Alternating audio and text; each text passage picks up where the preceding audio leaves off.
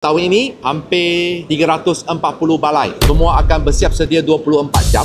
Sebelum balik ke kampung halaman, pastikan switch rumah semua tutup baik-baik, rumah kunci baik-baik. Atas jalan raya kena buat perancangan yang rapi, khususnya mereka yang balik ke pantai timur. JPJ sudah anggarkan lebih 2.2 juta kenderaan akan masuk Kelatih, Terengganu dan Pahang. Boleh dibayangkan kesesakan akan berlaku jika kita tidak merancang secara rapi.